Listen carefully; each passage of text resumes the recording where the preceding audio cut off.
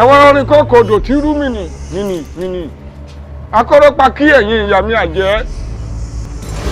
Ẹ sáré tètè kẹ́ wá rògbà mi. Ẹ sáré tètè. Kànàkànà dí ògún forí dàgbì ẹ múnú. Kìnìún fi tọ̀gbà gbogbo ojú. Ṣàngó fẹnu gbéná jẹ. Ọ̀pàràmùnà kí fọwọ́ yẹ̀lù mẹ́fà. Máa bọ̀ lórí. Ǹdẹ́lẹ̀. Jíde bá. Ọ̀kàrẹ̀. Ó yá. Wọnú ayé lọ. Kó o lọ kówó ńlá wá. Ayé ń pòwe fún wa o. Ẹ̀dá ò fiyèsí o. Ẹ̀dá ò ṣe fojú mọ́. Ohun ọ̀tọ̀ ló ń bá kiri. Ẹ̀dá rìn lókùnkùn o. Tí wọ́n ò máa mọ̀. Àṣírí lọ̀rọ̀ yìí o. Láàárín ẹ̀kọ́ ẹ fúnra o. Sọ̀rọ̀ yìí o. Ayé ẹ fúnra, a ò gbọ́n tọ́jú. Ayé ń pòwe fún wa o. Ẹ̀dá ò fiyèsí o. Ẹ̀dá ò ṣe fojú mọ́. Ohun ọ̀tọ̀ ló ń bá kiri. Ẹ̀dá rìn lókùnkùn o. Tí wọ́n ò máa mọ̀. Àṣírí lọ̀rọ̀ yìí o. Láàárín ẹ̀kọ́ ẹ fúnra o. Daddy! My baby. I missed you. I'm fine. I missed you too. How you doing? Congratulations. Eklesa. Cabo. Otondo. What's that? Hey, Shikemi. And what was that? Oh, Shikemi! Daddy, Who dropped you? you're scaring me. What can Shemila no need, Daddy? Yes. Yes. Samaria alone.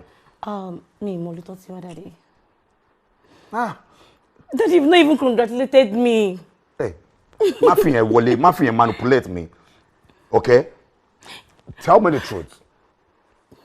What was that man? Daddy, my can't help me. Eh? Oh, can run come for me, come just like you. Hope it's not what I'm thinking. What? Nothing, Daddy. Wallahi. Are you sure? Yes, Daddy. Are you sure? Yes, Daddy. Anyway, I trust you. But Daddy, congratulations. Thank you. Yeah? Thank you, Daddy. Look at you. Mommy, Minko. Your mom. Okay. What is Daddy? Her broom, Uncle. How you come on here? To bat in the phone, but I'm already. Over somewhere around the compound. Yeah? Daddy, I'm hungry. Foodie. Where's Auntie Aduke? Check her out. Auntie Aduke! Oh, I miss home.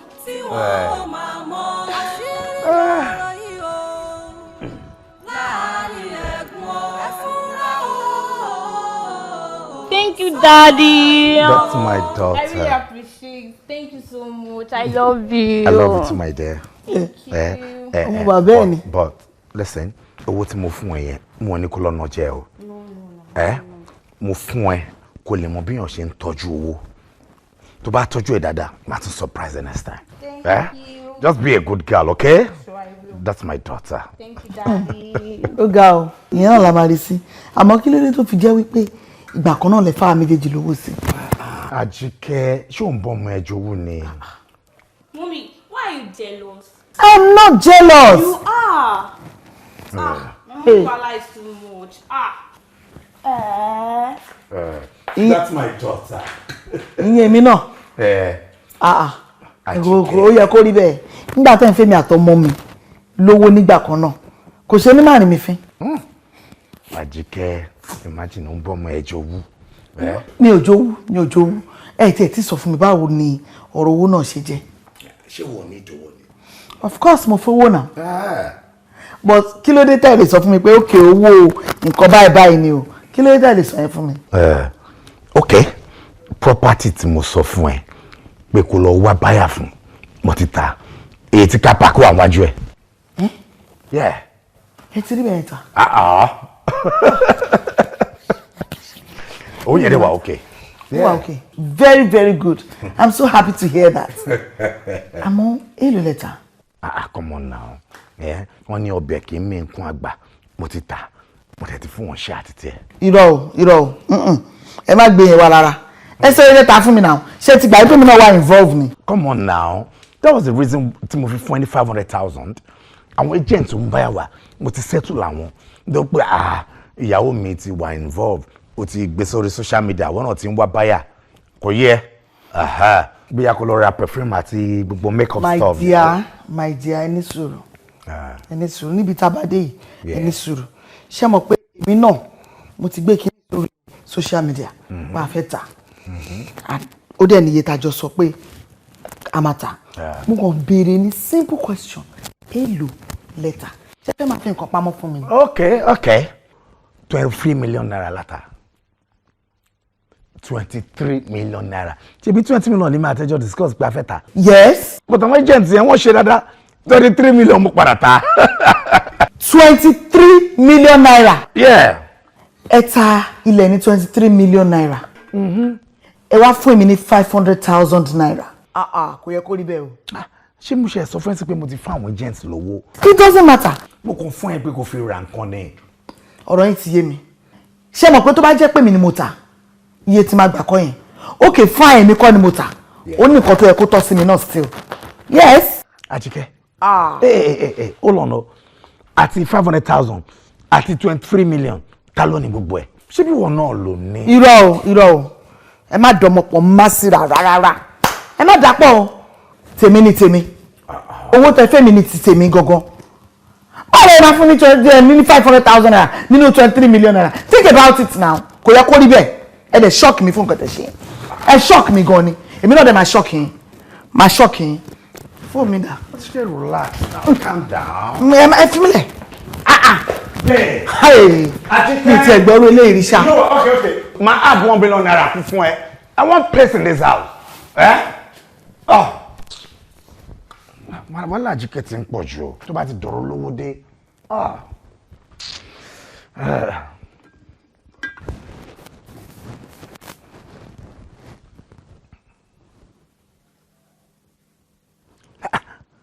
What is the meaning of this?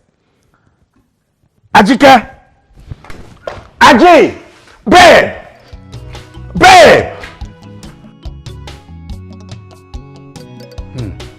Àjíkẹ́. Oh, ti get nǹkan tí mo ń try láti sọ. Okay. What I'm trying to say is that birthday ọ̀rẹ́ mi tó kọjá yìí brand new jeep lọ́kọ̀ ẹgbẹ́ fún tiẹ̀ nylon èmi àti ẹ̀ lájọ ya gbogbo nylon tó wà lára mọ́tò yẹn honestly speaking so I don't know what am I getting for mine what. Babe ṣé wọ́n pé ọ̀rọ̀ tó sọ yẹn orí dìkọ̀ mi ni wọ́n dé àwọn ní jeep tó rà fún mo rí nǹkan tẹ post now come on Àjíkẹ́ do you know what I'm gonna surprise you wàá mọ̀ pé èmi ni èmi ẹkùn ọkọ̀ Àjíkẹ́ kan báyìí I promise you brand new latest model ni màá rà fún ẹ. Are you sure? Latest. Sir. Ta ni ẹ? Àǹtí Ṣìkẹ́mi. Èmi dẹ̀ ló ń béèrè. Okay, let her in. Okay. Níbo ni Ṣìkẹ́mi wà? Ní ìmọ̀ bí tó wà.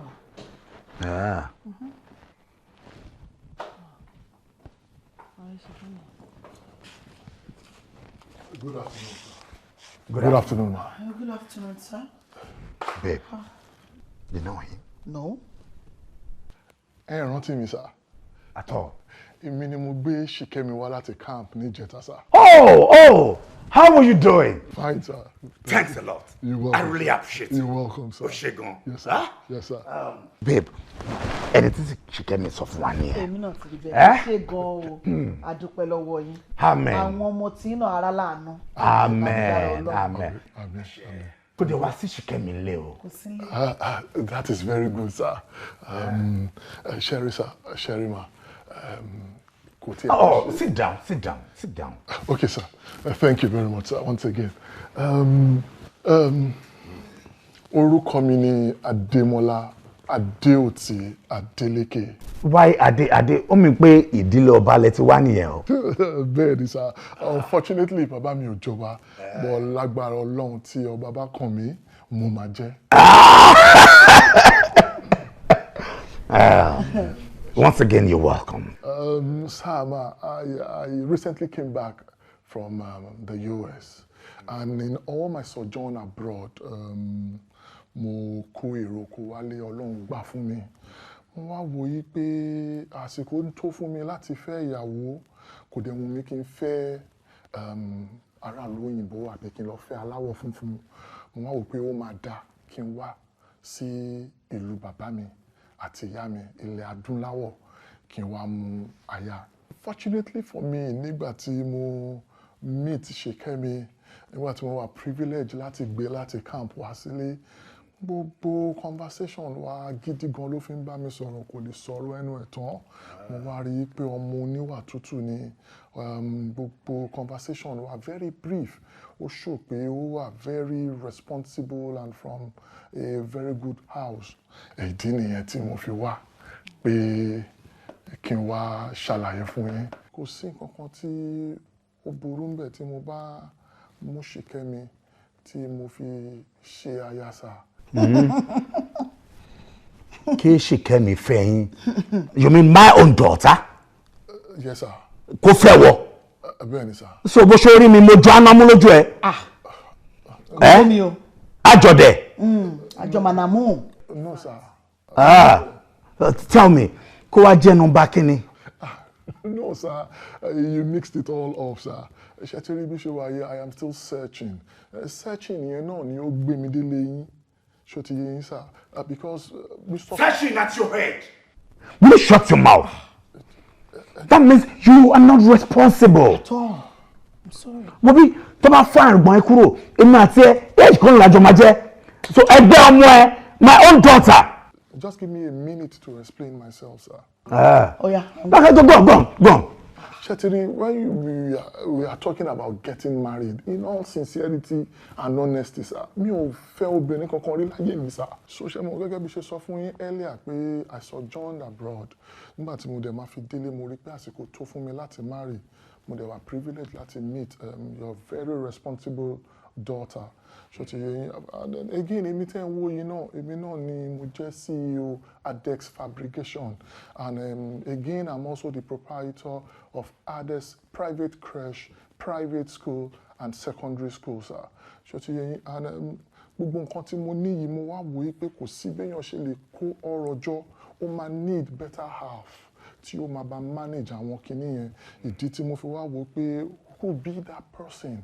Mo wá wo Ṣèkẹ́mi, mo wá rí i pé Ọlọ́run bless her. She is knowledgeable, she is beautiful, she is responsible.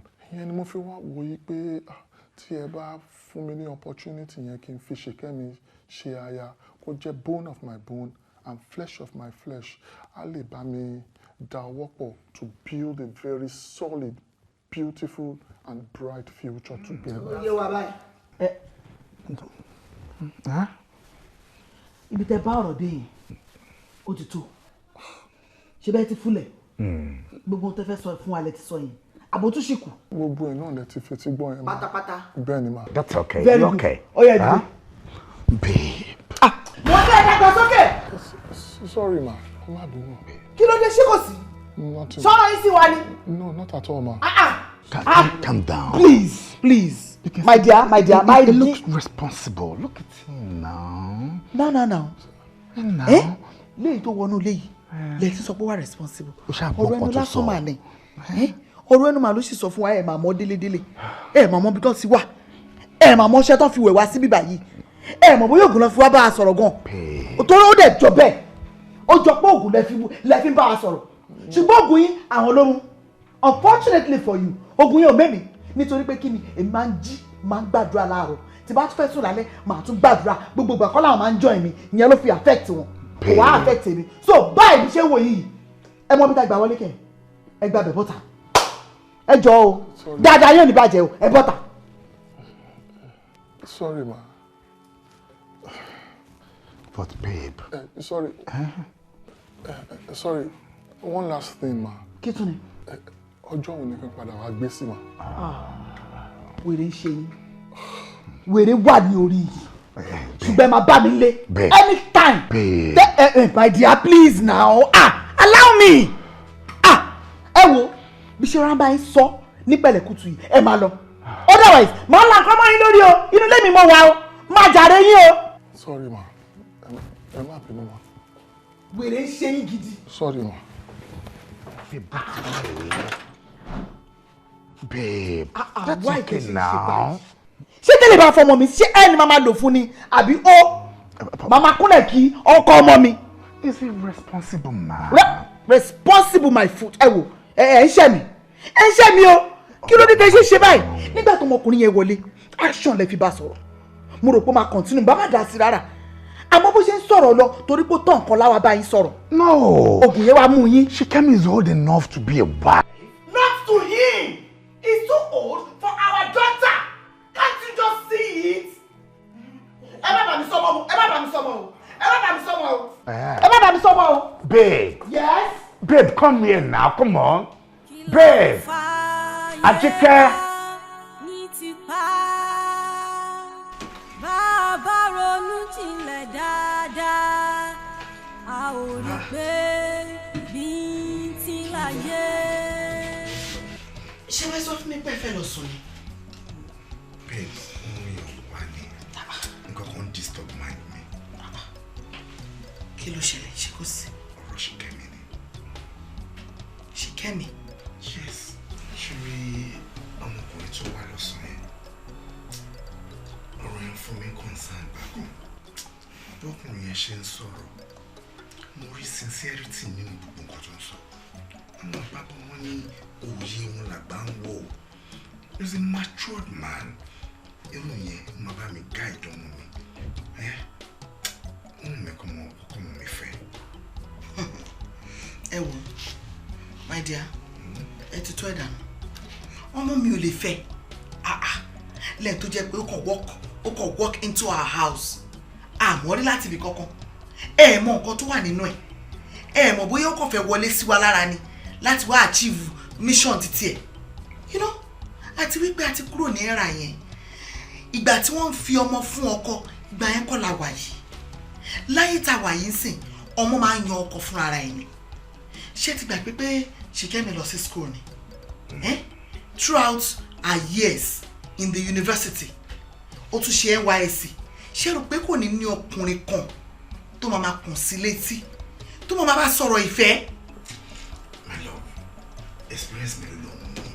Àwa táyé síwájú ẹ̀ wò bí ṣe ń bu máa ní ẹ̀. Wọ́n náà ó ti níṣẹ́ lọ́wọ́, ó wà productive. Ẹ̀yìn òun ṣe good digger. Unlike àwọn chewing-gum boy yẹn tó kàn máa bá yẹn wọn jẹ́ fún mi. Àwọn àgbàdẹ́bọ̀ wọn ní tí ọmọ kékeré bá ń gègé nígbó. Àgbàlagbà tó bá wà ń bẹ̀ ló mọ ibi tó máa wó sí. Shikemi ò tí less experience. Mo ní matured, able man. You understand? A real man to my baby guide. She's sort of bad. Ẹ jẹ́ n bi yín ní question kan. Experience wo lè mi nígbà tèmi fẹ́ yín? Àti pé you were young when we got married. Kì í ṣe pé ẹ dàgbà rẹpẹtẹ jù mí lọ now. And you made one valid point. Nígbà tó ọmọkùnrin yẹn wá. Ẹ sọ wípé tẹ́ bá yọ ẹrùgbọ̀n yín yìí kúrò. Bí age mate lẹ́yìn àti ọmọkùnrin yẹn máa jẹ́. Ṣé wàá fẹ́ kí Shikemi lọ fẹ́ ẹgbẹ́ bàbá ẹ̀ ni? Hey, woman, please, I'm begging you. I want peace. Yes, I want peace. Mr. Peace, ṣé tẹ́ bá fẹ́ peace nínú ilé yìí, ẹ já ẹnu kúrò nínú ọ̀rọ̀ yẹn. If you truly want that peace, please, ẹ má lọ sí area yẹn mọ́ rárá. Kí ló dé? Kò sí ọ̀rọ̀ kankan tẹ́ bá bẹ̀rẹ̀ láyé yìí. At the end of the conversation, peace yìí náà lè máa béèrè fún. Mi ò ní wá ọkọ fún ọmọ tèmi. She's pretty young, vibrant girl. Àwa la máa wá ọkọ for what now? Ẹ jẹ́ ẹnu lórí ẹ̀ o. Hello, ọkùnrin yẹn mo fẹ́ kọ́ mọ́ mi fẹ́. Àbó ti fẹ́ ni. Shikemi, pẹ̀lú gbogbo ẹ̀bẹ̀ tí mo ti ń bẹ̀ ẹ́ Shikemi.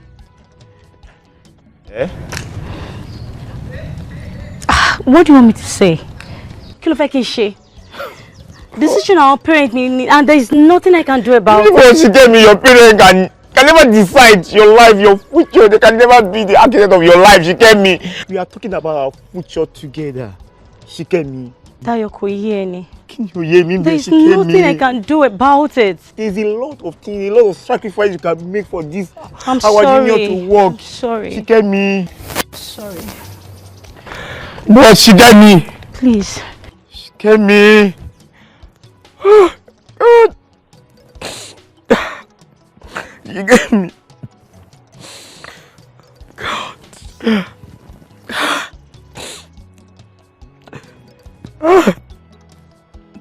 Despite our sacrifice, she gave me.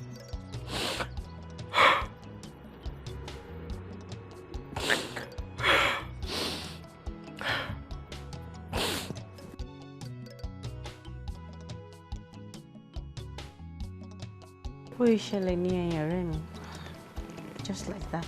Just like that? Ha, she came me. But ìgbà tó sọ fún, báwo ló ṣe take corona? Thank you. Auntie Shikemi, picking bá àwọn ọ̀rẹ́ yín tẹ̀bà. Báwo ni ṣe máa ṣe báyìí? Ẹ máa béèrè lọ́wọ́ wọn pé kí ni wọ́n fẹ́. Mi kàn ní kí n béèrè náà. Auntie kí lẹ fẹ́ kí n bá yín ṣe. Later.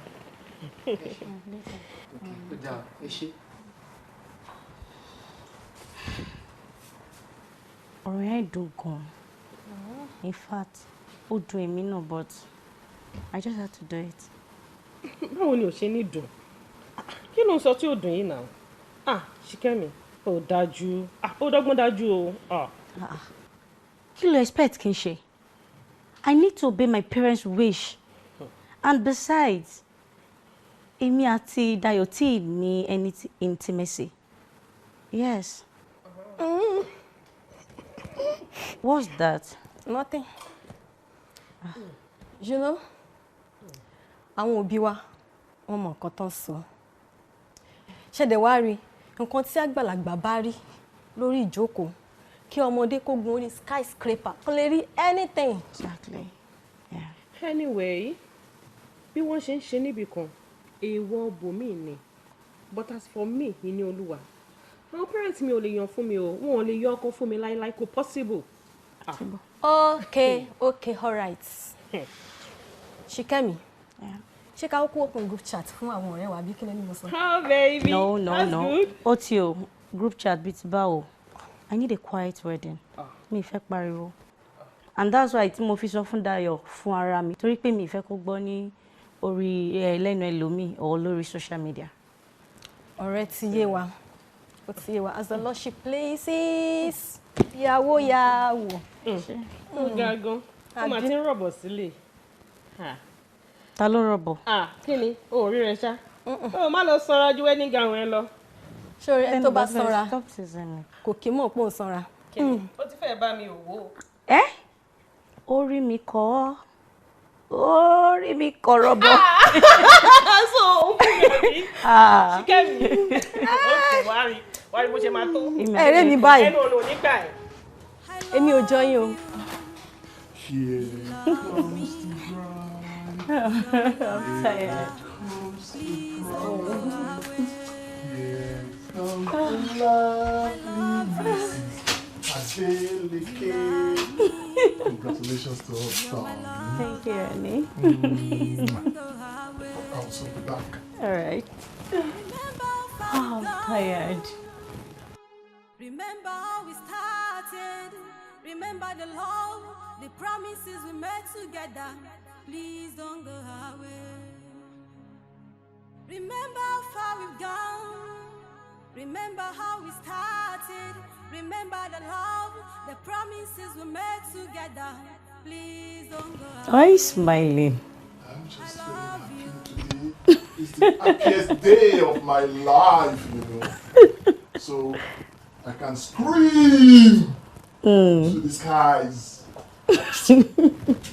The latest couple in town. Why are you dancing like that? Ẹ kàn jó bí ẹni pé win lottery ni. Ó sọ fún ẹ, ayọ̀ mi kún látọjọ́ yìí, Ọlọ́run gbàdúrà mi. Ẹ jẹ́ kí n máa blush o. I'm tired. Ó ti rẹ̀ mí gan. Remember the love, the promises we made together. Please don't go away. I love you. You love me. You're my lover. Please don't go away. Anytime I look into your eyes, I see a brighter future. Kò yé mi. After gbogbo stress àtàárọ̀ ìjọ and everything, I'm tired of tí ṣe máa sùn lélẹ̀. Come on, darling, come off it. And let me. And it's a tradition that the husband and wife must come together as one. That's the way it's being done. Ní ọkọ àti ìyàwó jọ máa jọ ní nǹkan pọ̀ now. I'm not ready for that. You know what? I'm going to be gentle with you. I'm not going to rush you. I'm going to take my time. You're going to enjoy it. Let's get it on. Do you want to say something? I've not done it before. Me or Sherry. Wow! My God! I'm so happy. God will bless you. You're a virgin? Yes. Okay. You know what? I'm not going to rush you. And I'm going to be so gentle with you. My friend said it's painful. What am I doing? Don't mind your friends. Yes, it may be painful if the doer rushes or is in haste. But in my own case, I am not rushing. Okay. I'm going to take it nice and slow. So get up. I'm going to do the unveiling. I'm going to undress you. So get up, my darling.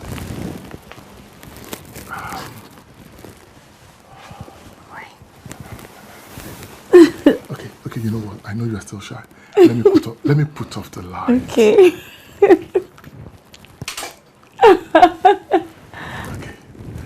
Okay, lie down. Just lie down. Let me start from the beginning. Hey, gently. Am I going to me? Iba! Mo ṣe bá kọ́dá yé! Mo ṣe bá ṣẹ̀dá ọ̀run! Mo ṣe bẹ̀ ìyá mi òṣòròǹgà! Ẹ̀yin afúyẹ́ gẹ́gẹ́ níyẹ̀! Ẹ̀yin ẹyẹ bàgẹ̀bàgẹ̀ tí kò lọ́gọ̀dọ̀ òru! Ibà o! Ajá kó yẹ mí o! Ajá ṣe ní rúmọ́ o! Ibà gbọ́dọ̀ rúmọ́!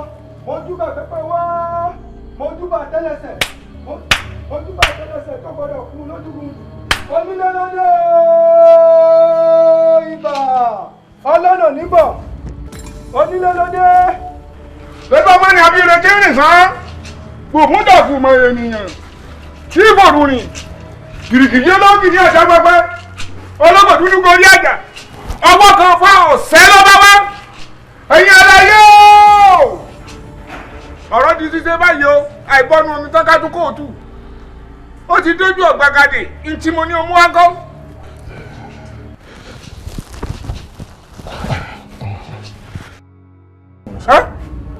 Ó ti bẹ́ẹ̀ jẹ ní.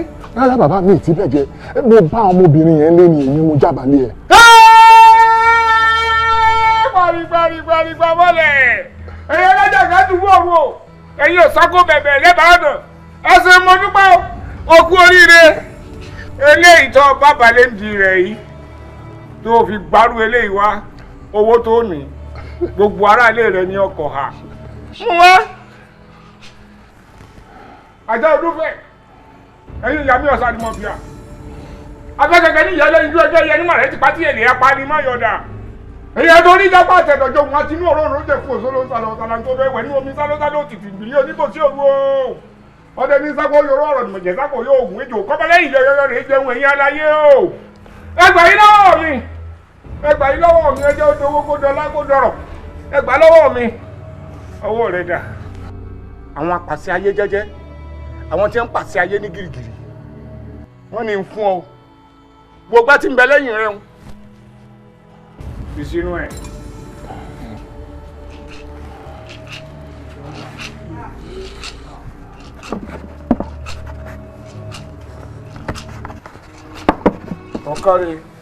ọ̀kárí ẹ̀yìn òdìdì mọ̀dẹ́ kì í lọ́dàn kárò ó nà dán. ó sọ òde àjẹ́ òde ẹ̀yin àwọn ìmọ̀jà tí kò máa ń fọ ojú àlá ẹ gbà á. ó kú oríire ó kú oríire ó kú oríire ó yá padà síbẹ̀ ń ọ̀dà báwọn Kí lorúkọ ìyàwó rẹ? Ṣìkẹ́mi ni bàbá, Ṣìkẹ́mi. Ṣìkẹ́mi o. Ǹjẹ́ tá a bá dágbé ní gbé tó kó wálé àbí ọmọ kì í bímọ díẹ̀ kó má bọ̀já sí i. Yẹ́rọ tẹ̀tẹ̀ kú agége àsùn paradà ń tigi àjà ibi kíbi tó o bá wà. Máa bọ̀ ń bẹ̀rù. Kọjú sí ọkọ rẹ. Máa béèrè gbogbo tó o bá fẹ́ lọ́wọ́ ẹ̀. Ṣìkẹ́mi o, wọ́n ní bí ẹ fún gbogbo nǹkan tí mo bá fẹ́. Mo fẹ́ bí ẹ fún owó, mo fẹ́ bí ẹ fún ọrọ̀, mo fẹ́ bí ẹ fún búrùjì àti òkìkí. Ṣìkẹ́mi, owó tó ń dẹ́rù gbowó òun ni mo fẹ́, owó ńláńlá tí ò ní tọ́ òun ni mo fẹ́, ọrọ̀ kò gbé wá fún mi, búrùjì kò jẹ́ tèmi kó kìkì mi tọ̀ kárí ayé kí wọ́n máa bèrè mi ní gbogbo òwú ọba ní UK ní Amẹ́ríkà ní Canada ní kọ́ máa bèrè mi kó lè máa kówó ńláńlá wá foreign exchange bó ṣe ń kó dọ́là wá ní kò máa kó pounds wá ní kò máa kó lẹ́ẹ̀rù wá owó ńláńlá tí ò ní tọ́ òun ní kò máa kó wá fún mi ṣé ti yẹ kó kìkì mi lè máa tọ̀ ọ́ foreign currency kò máa kó wá àbí bó ṣe ń kó dọ́là kò máa kó pounds kò máa kó yen lọ́tún lọ́sì kí owó kó máa wá mi wá ní gbogbo ọgbà kó lè máa kó wá kó máa kó wá. Ṣìkẹ́mi, gbogbo ajé tó ń bẹ lára ẹ láti èní lọ èmi ni kò máa kó fún gbogbo ọrọ̀ tó wà lára ẹ láti èní lọ tèmi ni kò jẹ́ gbogbo ajé ọrọ̀ búrùjì gbogbo tó jẹ́ dáadáa ní gbogbo ara ẹ kó bẹ̀rẹ̀ sí ní máa jẹ́ tèmi látàsìkò yìí lọ títí láéláé. Ṣé o ti bèrè tán? Kò jù bẹ́ẹ̀ lọ. Tó bá kù kó bèrè. Àwọn tó kù. Kó tó bèrè ni ó kó wá fún ọ. Kò jù bẹ́ẹ̀ lọ. Ó yá àṣẹ náà ni náà fi jó tóorùn lóorùn tí náà ti tètè gbèrè lọ́lámù fi jù kiri. Ó yá padà kó lọ rèé wọ̀. Ọ̀kàrè, mo kí ọ. Ẹ ṣeun bàbá. O kú oríire. Ẹ ṣeun bàbá. Mo dúpẹ́. Mo dúpẹ́. O kú oríire. Mo dúpẹ́. Ẹlẹ́dàá rẹ ò ní kọ̀. A dúpẹ́. Wọ́ lọ́ọ̀nà. Àṣẹ. Àṣẹ. Àṣẹ bàbá. Oríṣà. Epo. Iyọ̀. Omi. Fún ohun èso àtàkìtì mẹ́wọ̀n. Mùsùlùmá. Ẹ ṣeun bàbá. Ẹ ṣeun. Èṣù láàlú ògiri òkò abániwọ̀rọ̀ táàrí dá ọ̀bẹ́lẹ́kún ṣubú kẹ́lẹ́ ó bẹ́rẹ́kún ẹlẹ́kún ṣubú lọ́rọ̀ yẹn sẹ́yẹ. Èṣù má ṣe mí o ọmọ ẹlòmíì ni kò ṣe èṣù má ṣe bàbá mi ọmọ ẹlòmíì ni kò ṣe èṣù epo rẹ̀ rẹ̀ o. mẹ́wàá ń ṣẹlẹ̀ tí ń ṣe ní kàyéfì bójú bá fara balẹ̀ dáadáa arímú kedere sùúrù lọ̀rọ̀ yìí gbà ó sùúrù la fi ń gbáyé má sáré túlù ọ̀rọ̀ ìgbọ́lú ọ̀rọ̀ òkun kòkò ọbẹ̀ bẹ́ẹ̀ bá fagbùrù kẹrántí àpàdà fagbó má ṣe lógún màmọ́ ìgbẹ̀yìn ni ẹ̀rọ sùúrù la fi ń gbáyé má sáré túlù ọ̀rọ̀ ìgbọ́lú ọ̀rọ̀ òkun kòkò ọbẹ̀ bẹ́ẹ̀ bá fagbùrù kẹrántí àpàdà fagbó má ṣe lógún àmọ́ ìgbẹ̀yìn ni ẹ̀rọ. Hello. Please sit. Cinda baby, how are you? Ẹ jọ̀ọ́ ṣé ẹ bá mi. Come on, Cinda. Stop it. Kí ló ń ṣe kó ṣe jàre. Who's this? Who is this guy? Nígbà tí everybody ti múra wọn ní méjì wọlé tó dẹ̀ kù èmi àti ẹnìkan níbí báyìí tí bí mi àti ẹ náà máa dẹ̀ wọlé. Oh my God.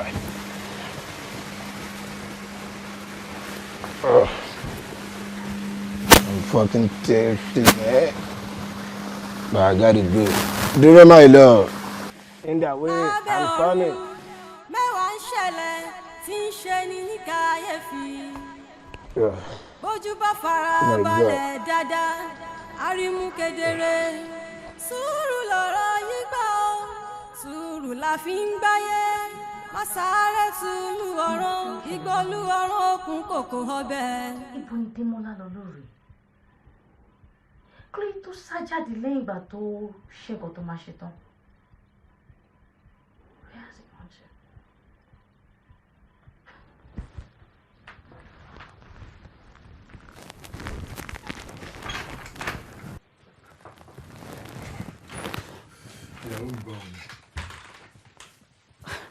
Ibo lẹ ti ń bọ̀. Kí ló tẹ́ kàn sájáde bẹ́ẹ̀ lẹ́yìn ìgbà tẹ́ ṣe nǹkan tẹ́ máa ṣe tán? And you've been gone for hours. My dear, má bínú kó lè yí ẹ ṣó ti yẹ inú mi kàn dédé dùn mí and I was overwhelmed because mo bá ẹ bí mo ṣe bá ẹ and for the fact pé wọ́n tún bí ẹ sí ìlú Èkó tí mo dẹ̀ tún mọ ọdún wáyà institution tó lọ tó ti jáde tàdé tún mọ̀ pé gbogbo àwọn obìnrin tó wà ń bẹ okay majority of them oníṣekúṣe ni wọ́n and you weren't one of them. Mo tún wá dé alẹ́ ọjọ́ ìgbéyàwó mo tún wá bá ẹ bó ṣe wà. It's a thing of joy, my love. So wọ́n wo pé irú ọmọ alálùbáríkà bẹ́ẹ̀ kí ló yẹ kí n ṣe o. Bí ṣe rántí nìyẹn pé there is a party going on downstairs. Bí ṣe gbàbẹ̀ lọ nìyẹn pé I need to celebrate my wife. Bá a lọ sálẹ̀ mo join wọn ní pool party. Mo kọ́ bẹ̀rẹ̀ sí ní ṣe fàájì ni inú mi kàn dùn ni. I popped almost 5 champagnes just because of you. Pop. Ẹ dúró. I mean pé ẹ lọ celebrate torí pé bá mi ní virgin. Ẹ wo, tán ṣe kọ́ wa létí wa nìyẹn. But you don't need to go for that long. Hey, need it now. My love. Yes. Nice. Sweet. I can hear you. Ṣotiri, ọmọ ìyá rẹ̀ ni o. Tí n bá celebrate jù báyìí lọ, ó tó bẹ́ẹ̀, ó jù bẹ́ẹ̀ lọ. But jẹ́ ká fọ̀rọ̀ lẹ̀ for this night. Ilẹ̀ tó ṣú. Let's go to bed. You know what? Go lie down. Mo tún bọ̀, jẹ́ kí n change. Please do. Màá tún wá mesmerize. Let me change. I'll join you on the bed soon. Please do, Joe. You actually scared me. Ẹ dẹ̀ lọ bẹ́ẹ̀. Àyà mi ti já. Níbo lọkọ mi tún lọ báyìí o. Daddy Yẹmisí. Daddy Yẹmisí. Daddy Yẹmisí. Ìgbà wo náà lẹ sùn tó fi dípẹ́ tí wàá sùn wọ̀ra tó tó báyìí. Babe, wind down. Ṣé mo jájòjì sí ẹni? Mo bó ti bá ti sùn tí òun bá ti jí mi máa ní migraine ni. Ẹ má bínú. Ìgbà wo ló bẹ̀rẹ̀ sí pé mi ní Daddy Yẹmisí? Ṣé bí my dear, my love, babe, àbí kò pè mí Daddy Ṣìkẹ́mi? Wọ́n tún ní Daddy Yẹmisí. Ṣé ẹ̀yin kọ́ lẹ bí Yẹmisí ni? Ṣé mo sọ fún ẹ pé mi kọ́ ni mo bí ni? Ìgbà tẹ wá ń béèrè lọ́wọ́ mi ń sìn pé kí ló dé tí mo ń pè ní bàbá Yẹmisí. My dear, let me sleep. Ẹ wò ẹ dìde kẹjọkọ. Ọ̀rọ̀ tí mo fẹ́ bá yín sọ ó wà very very important. Nítorí ọ̀rọ̀ tó bá gba àárọ̀ àti fò sọ. Èyí tó bá dẹ̀ ti gba òru àti fi ọ̀sán sọ. Tó ẹ dìde jókòó. Babe.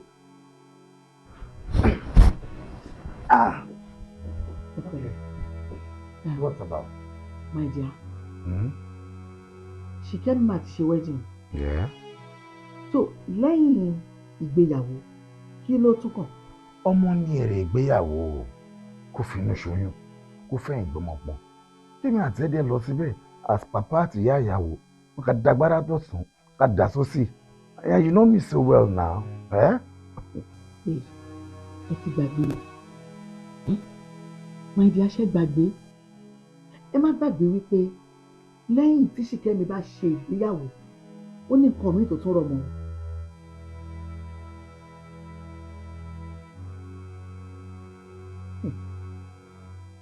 Ṣé tiwa ò ní gbé báyìí? Mọ́mí ẹ̀ wò, dáàdì ti wọ̀ kí n ṣe womanizer o.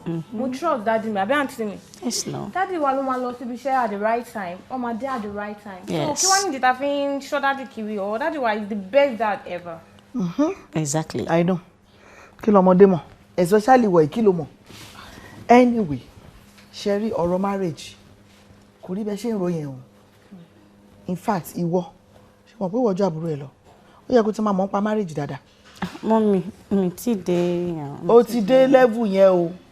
O ti dé level yẹn o gbọ́dọ̀ máa mọ àwọn nǹkan kan láti sìn lọ. Ṣe rí marriage tẹ́ ń wò yẹn. It's all about tolerance. Yes. Ìfaradà ni wọ́n ń pè bẹ́ẹ̀.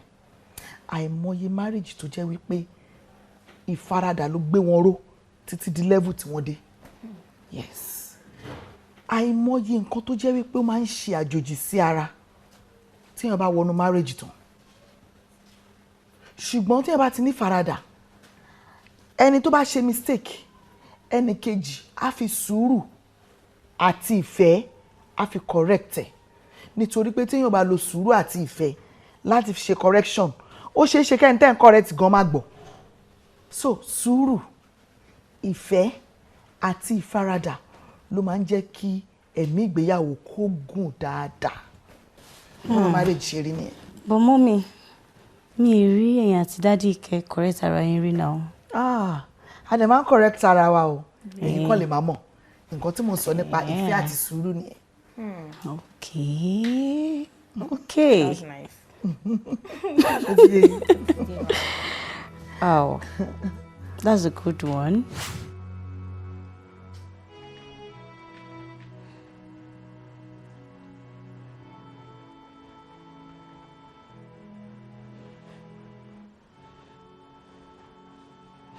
Ọ̀rọ̀ yóò fẹ́ yé mi mọ́.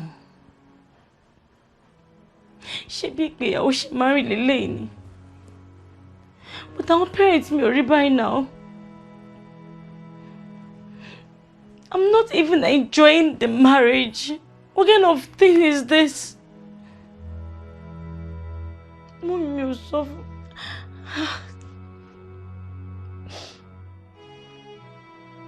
Mommy mi ò sunkún rí. Ó dẹ̀ ń tì mí. Like I'm old. No!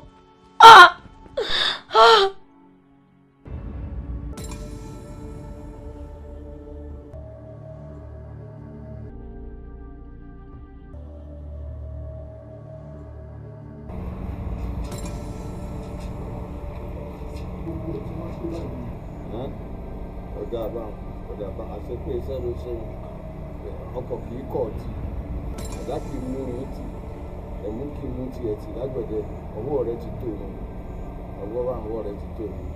Ó ti wá péjọ méje báyìí o ó wà bẹ̀rẹ̀ òǹkà rẹ̀ ìjọ mẹ́jọ lọ́la ọ̀túnla ìjọ kẹsàn-án títí tó fi kà á lórí òǹkà mọ́kànlélógójì. Ẹ ṣe bí yẹn ni ẹ fi máa ṣe ìgbéyàwó ìgbà tí ẹ. Ọ̀kà rẹ̀. Bàbá bí ìpè kó jẹ́ èmi kankan ni àbí kó tọ́la nítorí kójú ń kẹ́ni. Ọ̀dájú ni ọ́ o tí mo yí obìnrin tó fẹ́ lókè ìpẹ́ ṣe o ti gbé nù ìyọ̀ǹdé ni owó ò ní wọ́n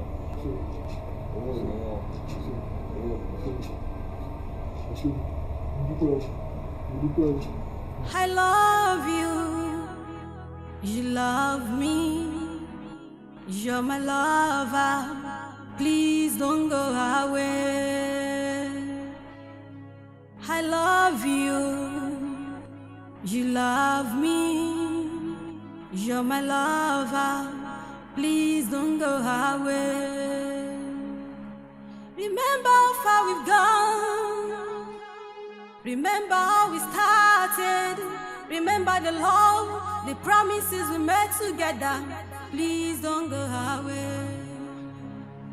Remember how far we've gone, remember how we started, remember the love, the promises we made together, please don't go away.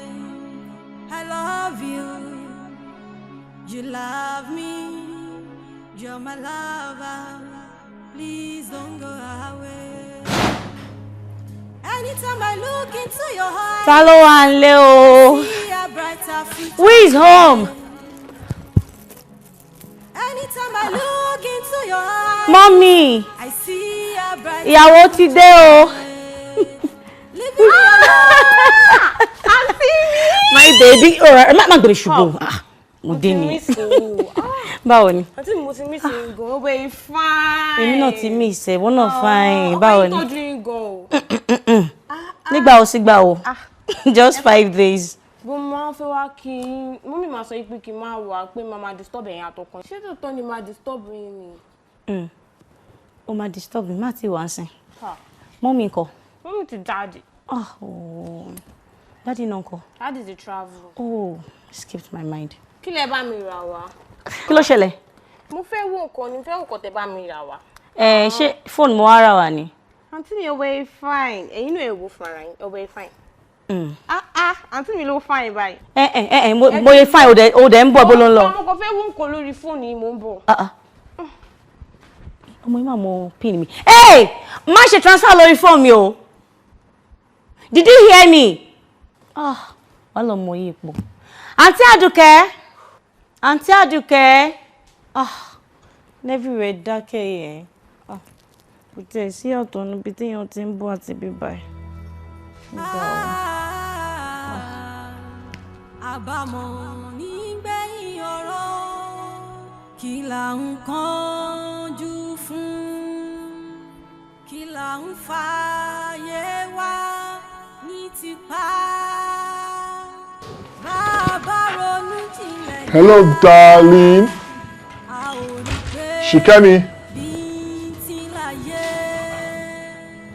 Shikemi.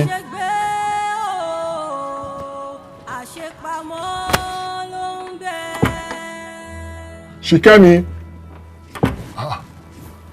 Mo lọmọdé ìgbà lọ. Shikemi.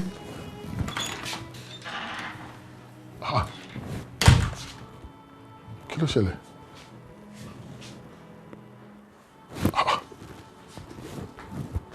Shikemi.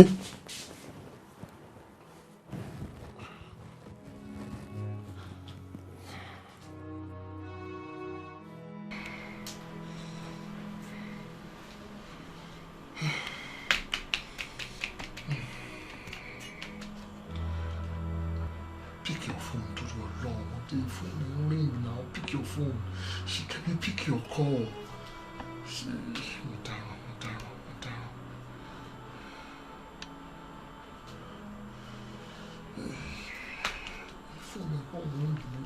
Shikemi, pick your call, please. Hey.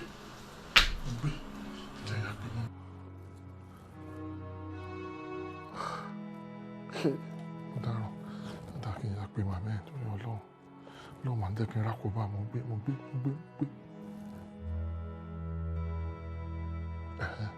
Tí mọ́mí ti ring. Mọ́mí ẹ̀ gbé kọ́ yín. Ẹ kálẹ́ mà. Mọ́mí nítorí Ṣìkẹ́mi náà mo ṣe pè yín. Mo dé lẹ́sìn mo dẹ̀ wọnúlé mi ò rí. Ṣé kò sí lọ́dọ̀ yín ni mà? Ó mà wà ń bí báyìí.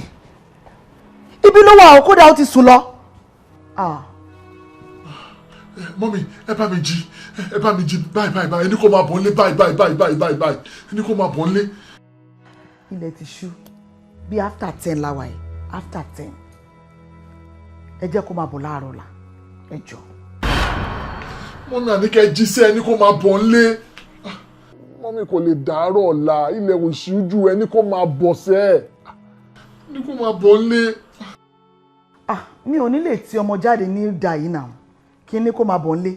It's after 10. Okay, I want to make one promise. Tó bá ti di ní àárọ̀ ọ̀la èmi fúnra ara mi ni màá gbé wálé.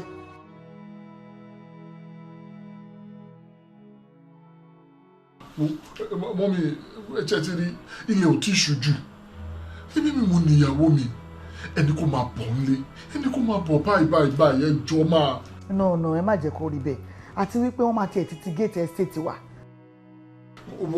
Mọ́mí ṣe máa ń tó máa ṣẹlẹ̀ ẹ̀yin náà lọ ní pé 10:15 láwà ẹ sọ fún báyìí pé kó máa lọ sí ẹnu gate estate yẹn mo ti kàn yín lára tán. máa dé bẹ̀ sísìn ṣe ti bọ̀ mo ti ń bọ̀. Ó dáa kò burú mo ti gbọ́ á máa bọ̀.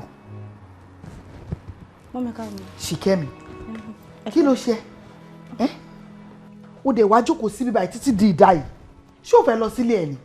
Mọ́mí ẹ̀yin náà ni mo wá rí nígbà tí mi bá yín nílé mo dẹ̀ ní kí n kàn jókòó díẹ̀ ó ń dẹ̀ gbé mi lọ. the time yìí owó time ni after 10 láwà. Mọ́mí ni mo. meanwhile ọkọ ẹ náà ti pè ó gbé kọ́ lòun kí ló tó ṣe bẹ́ẹ̀ yẹn. Mọ́mí owó MC ni fún mi ọmọdé yín kọ́ mo máa mú lọ sókè. Anyway ó náà máa dúró dé ní gate estate pé so kó má bọ̀. Mọ́mí má jẹ́ ti lọ mú wá rí yín ni. Ó pẹ́ wá rí mi. Don't mommy me. What nonsense. Kí ló tó mú phone ẹ̀gbọ́n ẹ? That's not right. Ó mú phone ẹ nìyẹn. Calls wá wọlé sórí ẹ̀. O dẹ̀ bother láti wá gbé phone for the phone. Why? ṣe bẹ́ẹ̀. Though mo rí àwọn calls wọn bọ̀ mo wá sísàlẹ̀ lẹ́ẹ̀mejì mo rí pé wọ́n ń sùn. Mi ò dẹ̀ fẹ́ disturb wọn ni. O fẹ́ disturb wọn. Wọ́n ló ní phone. Dáhùn ṣé wọ́n ló ní phone? It's not even right. Wàá gbé fóònù ní phone wàá máa tẹ̀. It's very wrong. Gba fóònù ẹ lọ́wọ́ àbí wọn náà fẹ́ lọ lé ni. Ó yà mí lẹ́nu nígbà tó ló ń bá mi ṣe kan lórí fóònù. Ó yá. Nisho. Mommy, I can't go now. Kí ló dé? It's a matter of life and death. What? Life and death? Yes, mommy. Mommy, gbogbo tí sister mi sọ. Wọ́n ní pé nǹkan tó ń ṣe àwọn between life and death. Dédé ká sáré wá solution tá máa sáré ṣe kíá. Mi fẹ́ kàn tí mi kú ẹjọ́ o. Oya. Oda, ẹ jẹ́ kí mi kúkú excuse yín. Kábúrò ẹ̀dẹ̀ bẹ̀ wá solutions àbáwò. Mommy ro. Kí ni problem ẹ náà? Kí ló ṣe tó múra kankan sọ̀rọ̀ mi báyìí? Ṣé mo fọ̀rọ̀ lọ ẹ ni? Àǹtí mi, àwọn tó yá àjà ti yín jà pé ẹ sọ pé nǹkan wà between life and death ti ayé yín. A ní ká bá yín wá solution sí ẹ tún mú mi bú. It's okay. Ẹ ṣé ma. Ẹ jẹ́ má help me. Solution. By this time of the day, ó yẹ kó ti sùn. Àbọ̀mọ̀, get out of here. Bá sábà mi bá wọn wá. Ó fẹ́ jìyà lálẹ́ yìí àbí? Ó fẹ́ gba ìfọ́tí ní alẹ́ yìí àbí? Abẹ́bẹ́ lúbẹ́. Jùjùjùjùjùjù. Nonsense. Ọmọ yóò kí mo gbà tí yàn bá serious. Oni, sit down. Okay, mommy.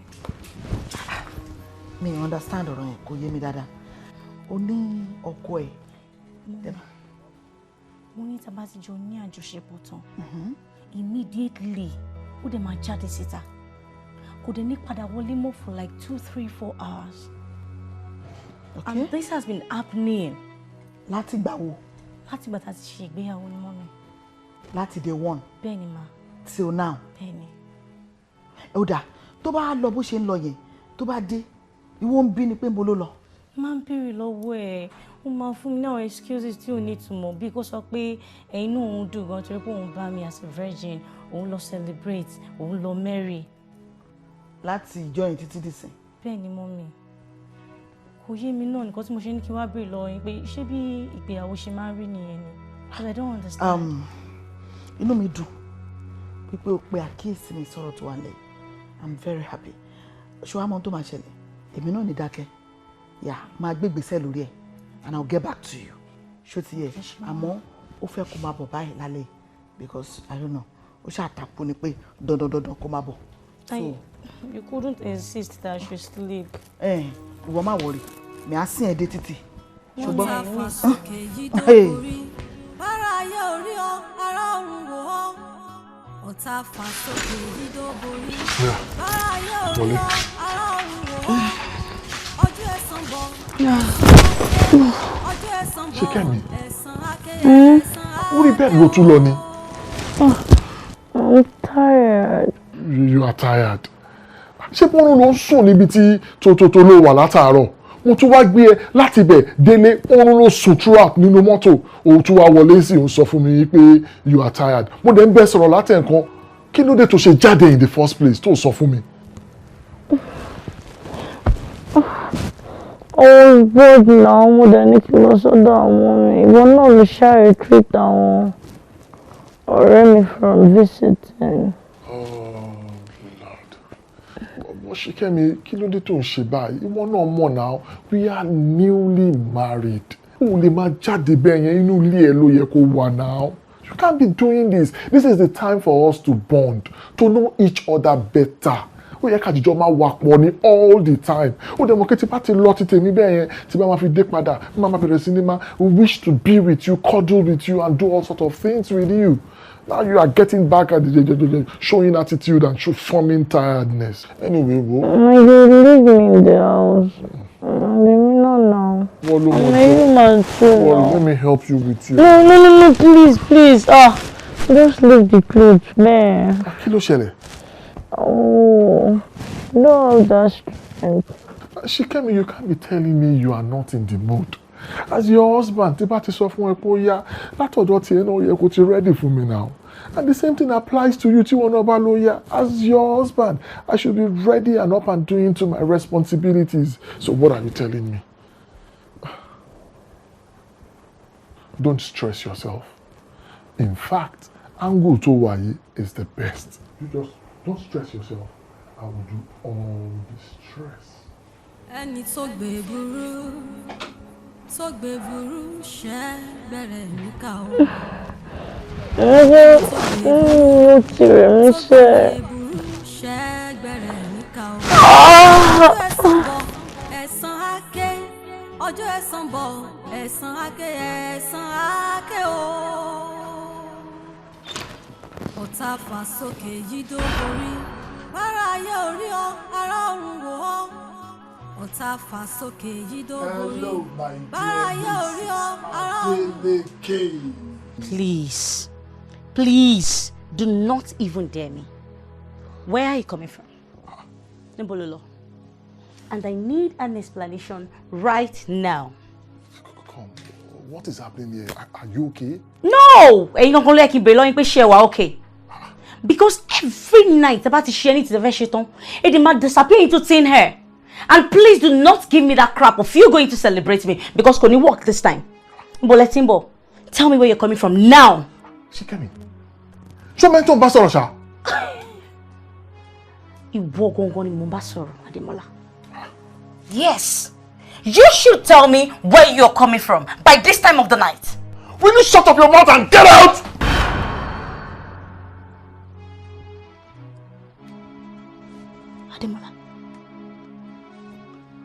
Ademola, you pushed me. What is wrong with you? Mo dúpẹ́ lọ́wọ́ yín o. Mo dúpẹ́ gidigidi gan ni ẹ ṣeun bàbá. Ẹ ṣeun. Bó bá dẹ̀ tún ṣe máa jẹ́, màá kàn sí yín máa jẹ́ gbọ́. Sọ mọ̀ pé ìgbésẹ̀ alákọ̀ọ́kọ́ lọ wà lẹ́nu rẹ̀. O gbọ́dọ̀ bínú o. Bàbá, ẹ̀yin ò fi taratara yé mi o. Kí ni òye ọmọ so ṣẹ̀ṣẹ̀ ń ṣe ni sákọ̀ọ́kọ́ rí àbẹ́lẹ̀ kejì títí tí ó fi lọ́jọ́ mọ́kànlélógójì tán ṣé o mọ̀ pé kò gbọ́dọ̀ fàkàtà rẹ lẹ̀ nítorí n ta fi ṣàṣírí iṣẹ́ tí mò ń ṣe fún ọ nù. Ó ti wá yé mi dáadáa, ó ti yé mi, máa fi sọ́kàn mi ò ní gbàgbé. Ẹ ṣeun, mo dúpẹ́ lọ́wọ́ yín gan. Ẹ jẹ́ wá tètè máa lọ. Ẹ ṣé, àtúmọ̀ kàn sí yín. Tó bá ṣe jẹ́ sájẹ̀ tètè máa. Ẹ gbọ́ bàbá, ẹ ṣeun. My God. Shikemi, I'm really sorry. Please, forgive me. I am so sorry. You see, you don't understand me. Shotiri, anytime tí bá ti rántí nǹkan ńlá tí Ọlọ́run ṣe fún mi, that privilege of meeting you the way you were, the only thing that comes to mind is for me to marry and marry all the time. Tó ṣẹlẹ̀ nìyẹn. Timola, marriage ò lè fẹ́ ṣe tí ẹ lè ṣe pẹ̀lú mi bí báyìí. Ẹ kò máa fi mí lẹ̀ ẹ dẹ̀ máa jáde lọ. It's not right. It's not cool with me. Shikemi, see who is talking here. You are not getting it. Now, look at me. I take alcohol, but you don't. And because of that, I have to go out to marry all alone. Mamu. Yeah. Mamu, in as much tí ẹ bá ti máa wà mí báyìí pẹ̀lú mi. You? Yes. Mamu? Yes. Mamu? Okay. You know what? Unfortunately, it is just too late in the night. I do. Tó bá ti di ọ̀la. Malo get otito wa okay, and we'll take it here together. You're not going out. I'm a Jomumbi Baini. Seriously. Okay, we have a deal. And my husband is not going to leave me again. No. Ni fi mi le jáde mọ́. Torí mi mo ten wá kiri lóru. Sorry my love. Come to daddy. Come to daddy. Sùúrù la fi ń gbáyé. I love you too. Asáré sùúrù ọ̀rọ̀. Ìgbọ́lú ọ̀rọ̀ òkun kòkò ọbẹ̀ bẹ́ẹ̀ bá fagbùrù kẹrántí àpàdà fagbó. My dear.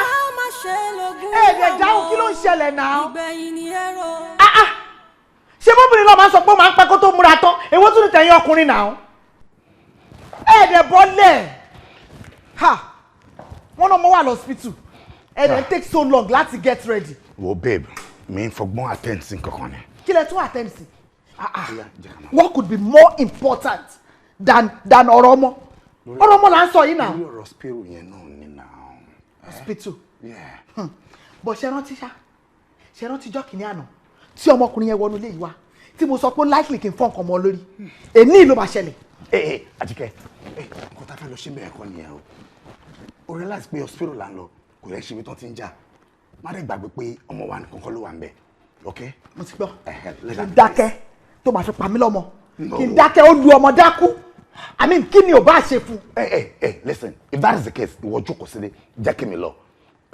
Bóyá kẹ́ bá mi lọ́hùn, kémi jókòó sílé. Àjíkẹ́, ọmọ mi wà lọ́sítù. Àjíkẹ́, what is wrong with you? Nothing is wrong with me. Àjíkẹ́, kẹ́mi ṣó ni. Àjíkẹ́, I won't pay. Ẹ̀dá ò fi èsì o. Ẹ̀dá ò ṣe fojú mọ́. Ohun ọ̀tọ̀ ló ń bá kiri. Ẹ wo nǹkan tó sọ ọmọ mi dà. Ẹ wo nǹkan tí Démọ́lá yín yẹn sọ ọmọ mi dà. Ṣó fẹ́ pa mí lọ́mọ ni? All in the name of peace náà ni. Ká má jà, ká má sọ̀rọ̀, ká má ṣe nǹkan kan, ká dákẹ́. Ó nígbà tó bá ṣe mí ní jàǹbá àbí. Babe, you realize pé hospital la wà. Calm down. Jàǹgbọ́n kan tí doctor fẹ́ sọ náà. Calm down yìí náà ní gbogbo ìgbà. Calm down yìí náà ní gbogbo ìgbà. Peace, peace. Kò burú. Ṣùgbọ́n lọ́tẹ̀ àgbà. Àgbà o. Let there be peace. Gbọ́. Ṣìkẹ́. Pẹ̀lẹ́ ọkọ mi.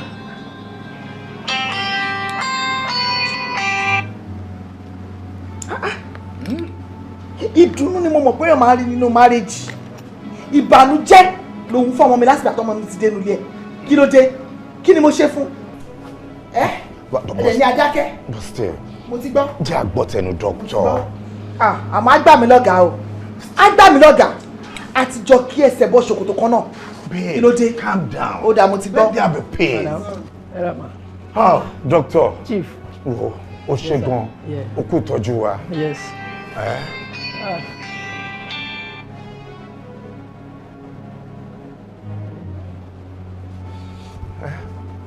Báwo dẹ̀ ni? Ẹ jẹ́ a dúpẹ́. Everything is under control. Yeah. Doctor, ẹ sure. Everything. Báwo ni?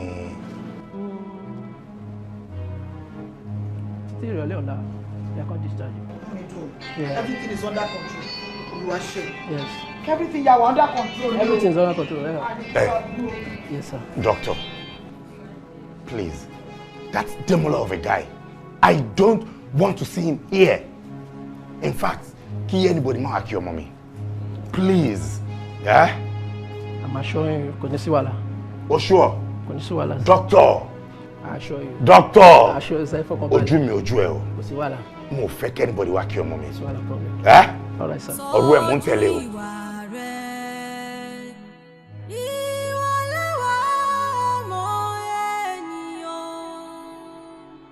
Tọ́jú ìwà rẹ̀. Ìwà lẹ́wà ọmọ ènìyàn. Tọ́jú ìwà rẹ̀. Ìwà lẹ́wà o. Hello Scorpion. Ṣó ń gbọ́ mi? Wo mi ò lè pariwo bí tí mo wà yìí. Sorry ti change o. Yes. Ọ̀rọ̀ ti change. Ó ti kúrò ń bá ṣe sọ. Completely. Nǹkan tí mo fẹ́ kó ṣe ń sìn ni wípé mi ò lè bẹ́ẹ̀ sọ̀rọ̀ púpọ̀ bí tí mo wà yìí. Jẹ́ ká chat. Gbogbo nǹkan tí mo bá fẹ́ explain fún yín, màá send it through chat. Ṣó ti gbọ́? So máa wo chat ẹ jọ. Má pè mí mọ́ o. Má pè mí mọ́, mi lè gbé call lẹ́mi tí mo wà yìí. Ṣùgbọ́n all right. Má ṣe lógún má mọ̀ bá a ṣe ń yọ só la ṣe ń yọ gbọ́. Ìsọkíhun ní ìbàdí jẹ́ ìwà ẹ̀dá ló ṣàyẹ̀dógún. Bàbá, ẹ rọra sà. Démọ́lá. Bàbá. Ọjọ́ ìmọ̀ pẹ́ẹ́pẹ́ sọ́jọ́ ti yá àkónú. Bàbá ọjọ́ ò pé rárá wàhálà ti ṣẹlẹ̀. Kí ló dé?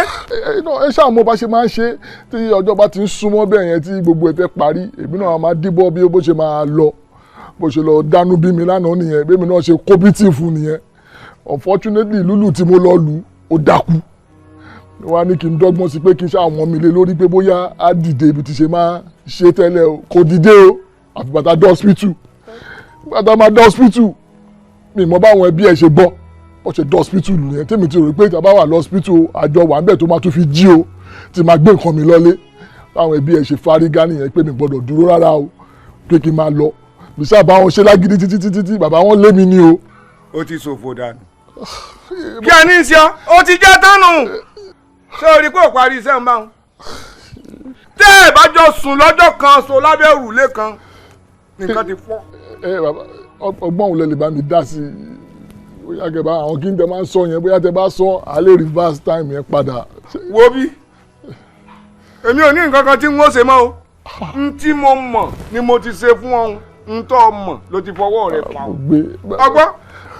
bàbá àwọn kí n tẹ máa ń kà yẹn.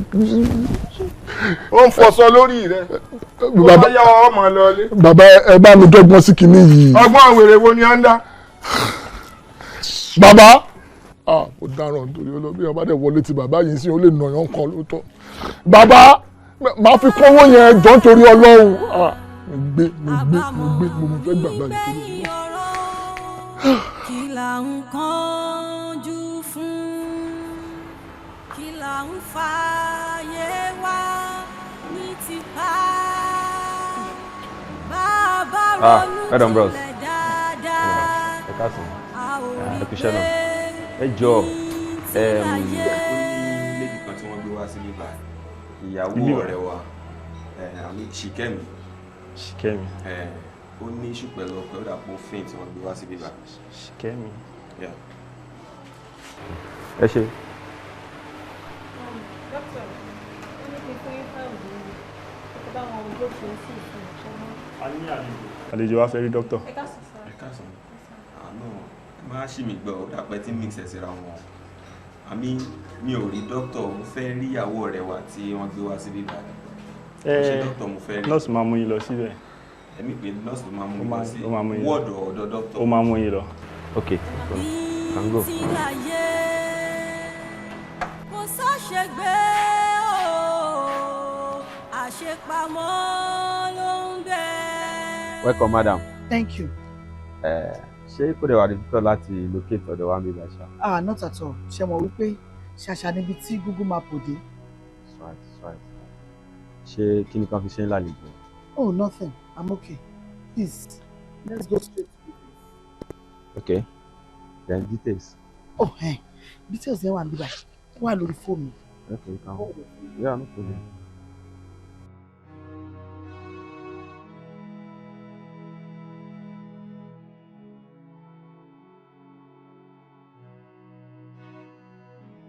It's for the same. Confirm. Good. So, èlò ni owó mi? 5 million naira. Yeah. 5 million naira pọ̀. Ìyẹn kan péré ni mo ní kẹ́ bá mi eliminate. Kì í ṣe one family. No problem, madam. Èmi tẹ̀ ń wò ẹ́, economics ni mo read ní school. Mo dẹ̀ mọ̀ nípa management dáadáa. Mo tẹ́ nídìí 500 naira to parí everything now. How? Thank you. I can't allow get Johnson in there. Kí ló ń jẹ́ Johnson? Poison, of course. Kí lẹ try láti sọ fún mi? Ẹ wò mi ò fẹ́ traces kankan rárá. Mi ò lè ṣe bẹ́ẹ̀ yẹn, mi náà mọrú ẹ̀. But mi ò lè ṣe bẹ́ẹ̀ yẹn because I don't want any traces. When you know that, pay my 5 million and your job will be done. Oda, ẹ jẹ́ àṣìbá ẹ jọ ẹ jẹ́ kí fún 3 million please. Kò gba 4,999,000. 5 million naira.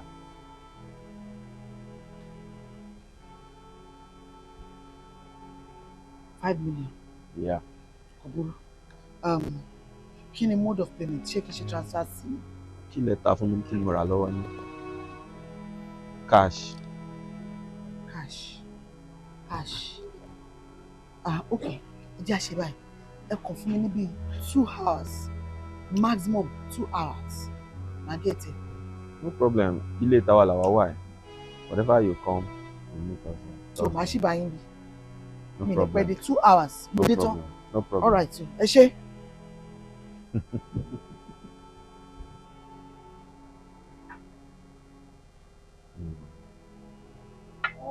Àlàyé ẹlẹ́rù.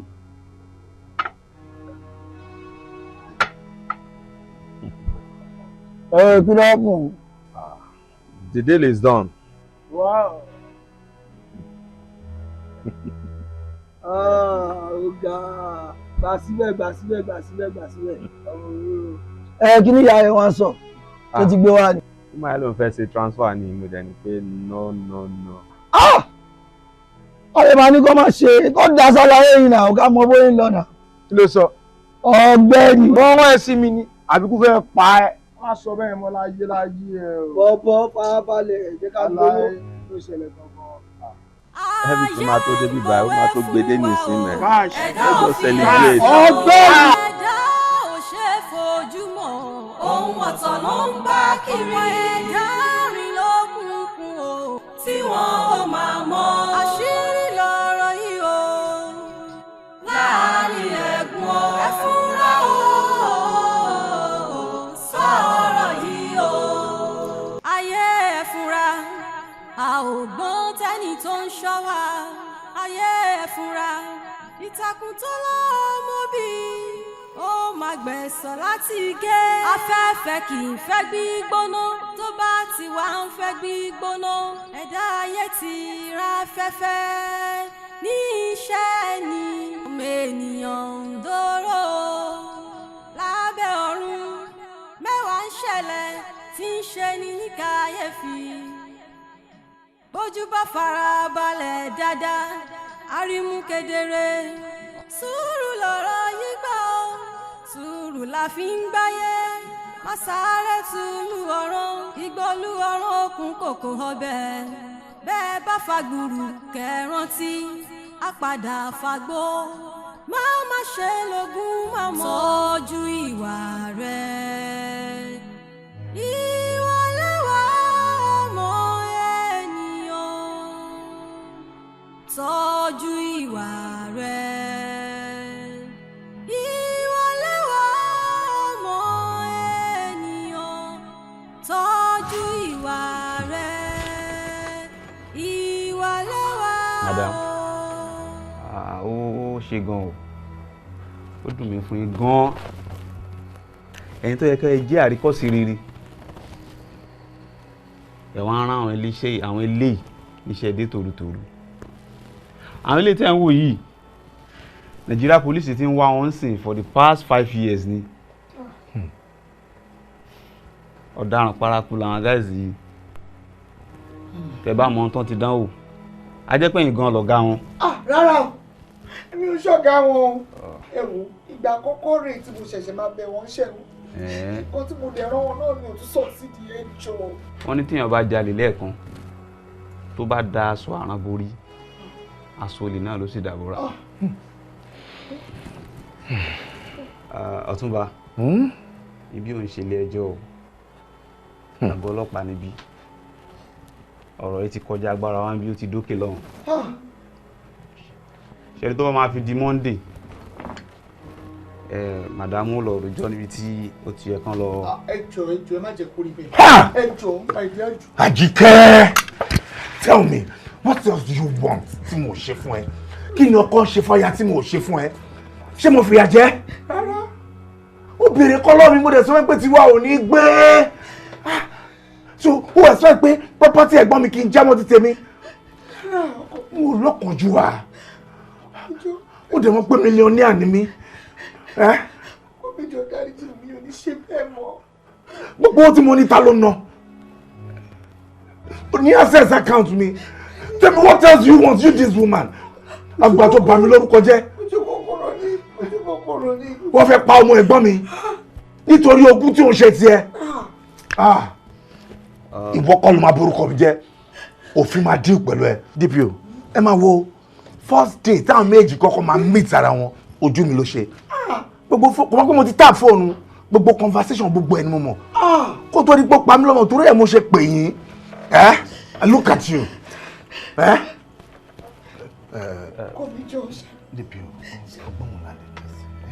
She's my wife. Ọ̀túnba, ẹ jẹ́ kó fi sí ọwọ́ ẹ̀. That's good. Kó fi ṣiṣẹ́ ọwọ́ ẹ̀. Bàbá Sọ́ni. Ẹ wá dáhùn pé múnà ẹ padà sínú sẹ́. Àlàyé bàbá má ṣe yẹn fún wa. Ọ̀fẹ́ ilé bàbá. Kí la lè mú un lálẹ́ dá? Ọ̀tá fà sókè yídó borí. Dádì bí ọjọ́ wa náà ni. Ọ̀tá fà sókè yídó Pẹ̀lẹ́ my borí. dear. Ẹ ṣé gan daddy.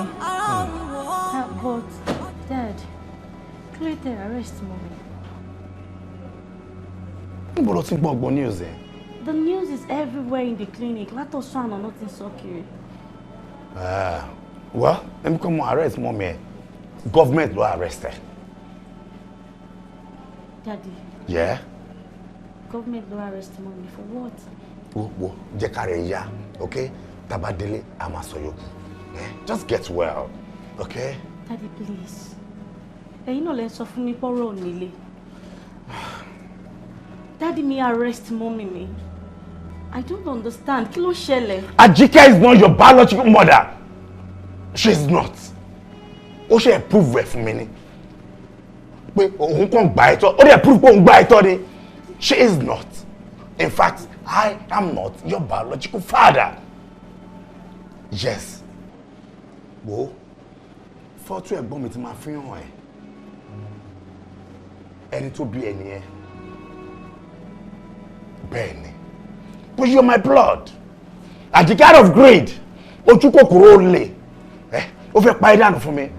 Anyway, òun àti ìjọba jọ máa deal pẹ̀lú ra wọn. My dear, just relax, okay? Hey! No. Shikemi. No, I need to know if I'm dreaming. I need to wake up. My love. No, I saw fún mi pé mo lálàá, Daddy. My love, you're not dreaming. I'm being real with you. She is not your mother. Apàyàn ni, murderer ni. Apàyàn. Ẹ kì í ṣe Daddy mi. Hey, don't get it wrong. You are my blood. Ẹ̀gbọ́n mi tí mo tẹ̀lé ló bí ẹ. Àti kékeré ni ìyá àti bàbá ẹ ti kú. Because I love you so much. But the love ẹ̀gbọ́n mi ni mo ti ń gbé ẹ, mo ti ń tọ́ ẹ. Because of our property tó wà nù property bàbá ẹ tó wà nù property mi, Làjíkẹ́ ṣe fẹ́ pẹ́ dànù fún mi. Nǹkan tèmi dẹ̀ tó mi. Nǹkan mi tó mi náà, mo ò lè jogún ológun. But don't worry, okay? When we get home, we'll talk better, okay? Hey, you know, I don't like seeing your tears. Stop this. Daddy, dúró. Ẹ kì í ṣe Daddy mi. Oh, yes, but you're my blood. Mommy náà kì í ṣe mommy mi. Kò tiẹ̀ tọ́mọ ẹ rárá. Ǹjẹ́ bẹ́ẹ̀ yà mí wẹ̀rẹ̀? What do you want me to say? Hey, my dear, hey, stop that. Listen to me, Jekareya, I will tell you more, okay? She is not your biological mother. I am practically your father. Nítorí ẹ̀gbọ́n mi ló bí ẹ. Blood mi ló ń run lára ẹ. Come on, my baby, come on. Kí ni mo tún fẹ́ gbọ́? Ṣé fẹ́ yà mí wẹ̀rẹ̀ ni? No, come on. No, kí ni mo tún fẹ́ gbọ́? Daddy, ṣé fẹ́ yà mí wẹ̀rẹ̀ ni? Shikemi. Ẹ sọ fún ìgbà kì í ṣe Daddy mi. Mommy ò kì í ṣe mommy mi. So who are my parents? Àwọn ló bí mi. Your parents are dead. Okay? Ó máa gbẹ̀san láti gé. Afẹ́fẹ́ kì í fẹ́ gbígbóná. Tó bá ti wá ń fẹ́ gbígbóná.